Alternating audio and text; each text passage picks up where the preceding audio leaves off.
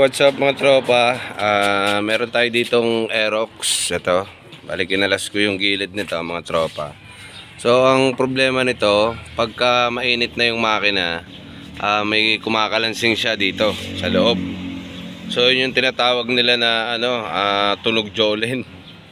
So maingay, lumalabas lang siya pagka mainit na yung makina. So ito, testingin muna natin. Pandarin ko muna. Painitin lang natin yung makina. So natin.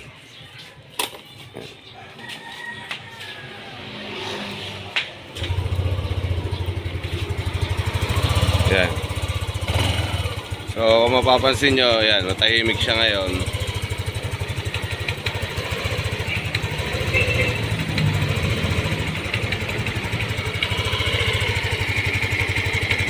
So antayin lang natin, painitin muna natin para marinig natin yung kumakalansing sa loob.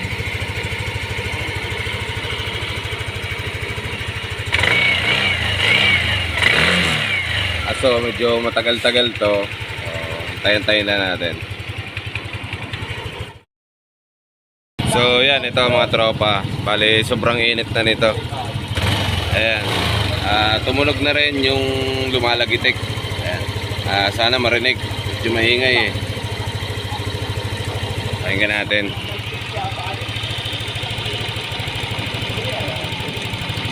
Ayan yan mga tropa, yung parang Jolene na tunog niya. Ayan, kung maririnig nyo, lalabas lang siya mga tropa pagka sobrang ingay na sobrang init na nung makina. So ganito yung problema ng mga Aerox NMAX, yung lagitik problem na yan, yung tunog Jolene.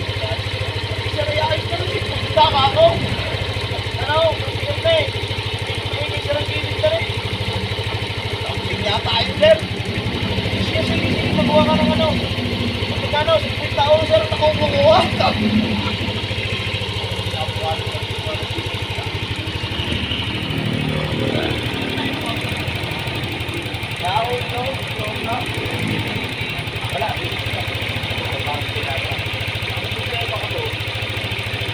So ayan yung re-resolbahan natin ngayon mga tropa, yung tunog Jolene na yan. So lumalabas lang yan sa mga Aerox NMAX kapag mainit na yung makina. Ito sobrang init na nito, kanina pa ito umaandar eh. So off lang muna natin, buksan natin. So what's up mga tropa, ito na yung head nung Aerox natin. Kinalas ko na yan mga tropa. So may tama mga tropa yung yung intake na rocker arm nya. Ayan o, kung mapapansin nyo, ayan, maingay siya. Ayan, lakas ng kalog, kailangan pauna. Ayan, kinalog nyo siya kasi pag left and right siya, ayan, normal may kalog yan. Pero pag ganitong pauna, makakalog pa rin. So yan, ramdam nyo naman pati pag iniikot nyo. Ayan o, kumakaskas na siya. Saka magaspang siya ikutin. Ito yung isa, ganun din. Ayan.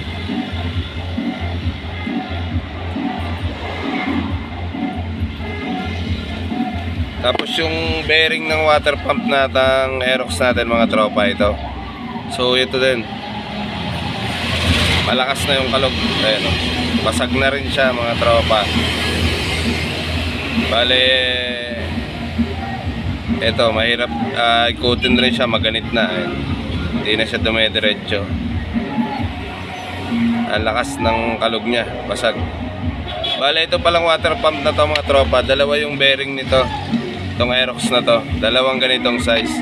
So magpapalit na rin ako ng seal kasi ito, pumagana yung seal niya eh.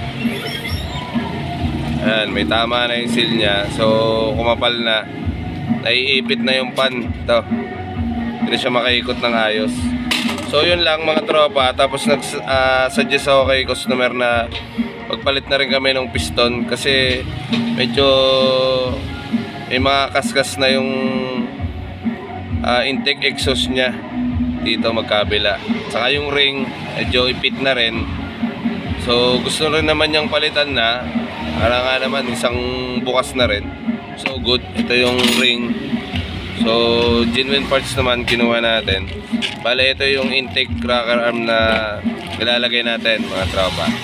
Ayan, 2DP. Medyo malasa lang yung presyo nito kasi 3,000 to mga tropa yung intake. Medyo mahal. So yung isa, itong exhaust na rocker arm natin, good siya mga tropa. Ayan. Ganda ng ikot niya pag inikot nyo siya. So wala itong tama. Pwedeng palitan na rin na kay customer yan kasi medyo mahal din to. Nasa na 900, 800 to yung presyo nito. Pero goods naman. Ito okay naman siya pag inikot mo. So yun lang mga tropa, yung papalitan natin sa Aerox natin na merong tunog Jolene. Yung cams, ayan kung mapapansin nyo, okay na okay, good. Ayan, ganda ng ikot niya. Ito yung main bearing niya sa harap, okay naman siya. Tapos yung nasa loob mga tropa, yung maliit na bearing, ayan. So kinalas ko na yung bearing na yan, kinabit ko lang siya uli. Okay naman siya, walang tama. Tapos yung sign, ito pang isa sa cam natin. Okay naman yung spring, eh, no? Maganda pa yung return niya. Meron kasing malambot na nito, kaya pag kinalog mo siya, umiingay. Lang, tapos kulayan lang natin yung magneto. Kasi medyo kalawang na yung magneto. So iuhuli na natin yan. Buuin muna natin da.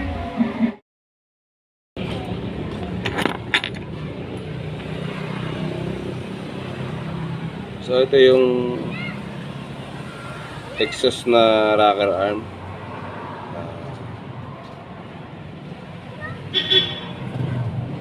Balik lang natin nila yung mga tropa.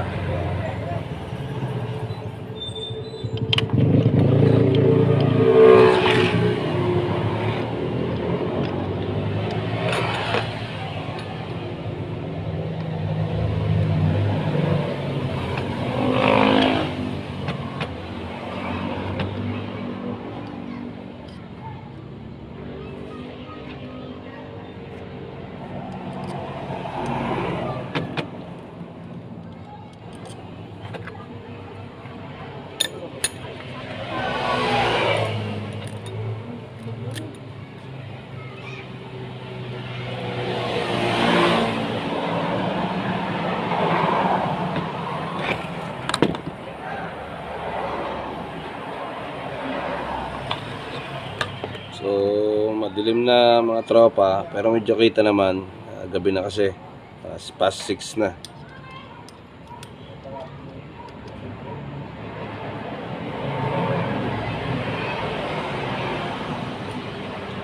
So dito na rin natin siya i-clearance para pag sinalpak natin, ready na.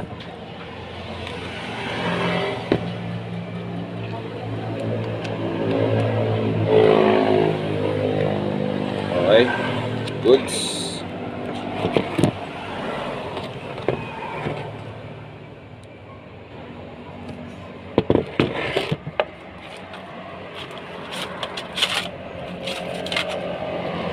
Yung ring natin bago. So palitan na rin natin yung bagong piston.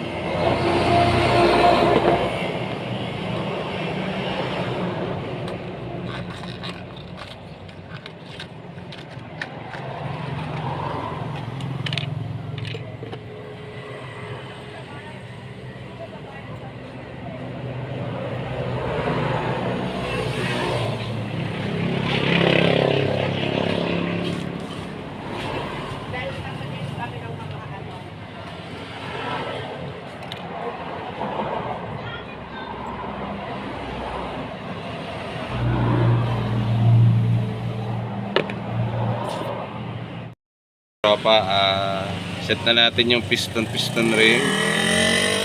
Set na rin natin yung rocker arm dito sa head.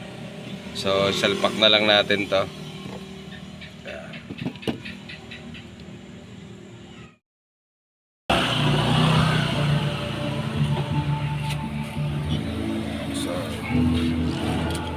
So Bali dito mga tropa, nasalpa ko na yung head and cylinder head niya. Tapos salpa ko na lang yung block. Nasalpa ko na yung block. Ito yung cylinder head. Salpak ko lang muna. Medyo wala tayong kasama ngayon eh. Lang. Yun, goods. So wala ito yung head natin mga tropa. Yung palit ng intake rocker arm na malakas na yung kalog ng roller. So na-tune up ko na rin to. Yan, naka-timing naman. Yan, may timing yan dito mga tropa. Yan, pagka magbabalik kayo. So tornilyoan lang natin. Yan. So buuin ko muna mga tropa. Balikan ko kayo.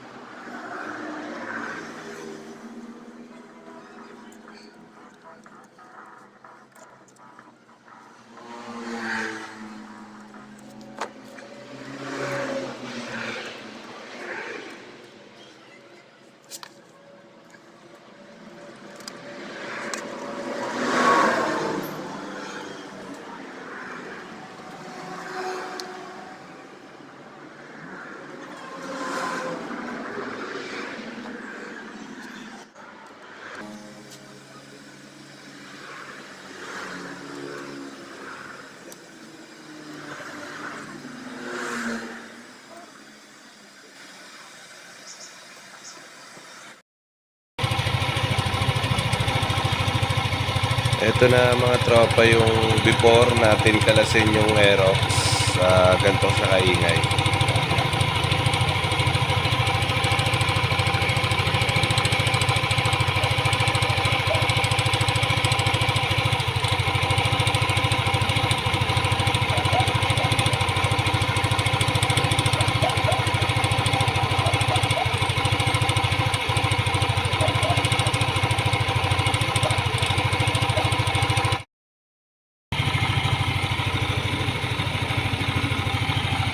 After natin mabuo mga tropa, ito na siya, natatahimik na.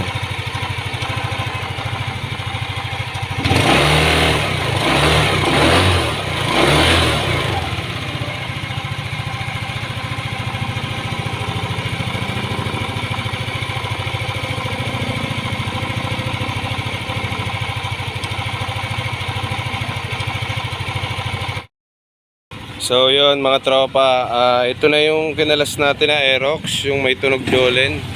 So yan, nabuo ko na siya. Bali kanina pa itong umaandar mga tropa, sobrang init na nito.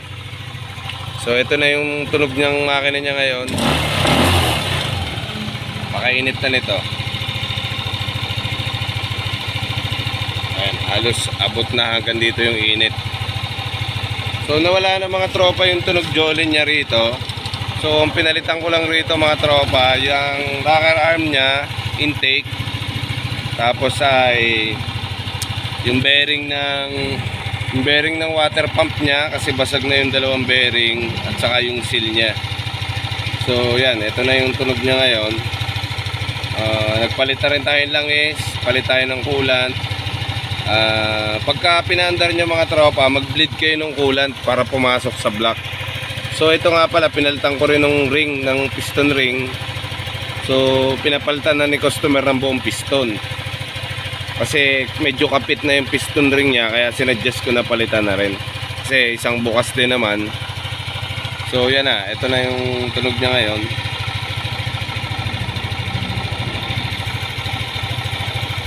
Tahimik na siya, wala na yung tunog jole na naririnig nyo na maingay. So yun lang mga tropa, at bubuuin lang natin flarings nito. Okay na to, good na. Ayan. So yun lang, pagkaroon ng problema yung tunog jole ng Aerox NMAX nyo, pabunot nyo yung head, pacheck nyo lang kung ano yung may mga bearing na tama. Yung roller kasi ng intake may tama na, so kaya pinalitan natin mga tropa. Sa loob naman wala nang iba, so panoorin nyo na lang yung video natin. Nandoon naman yung mga pinalitan ko rito. So ito, mainit na, sobrang init na ng ulap nito. So yun lang mga tropa, and dito na lang tayo, and peace out.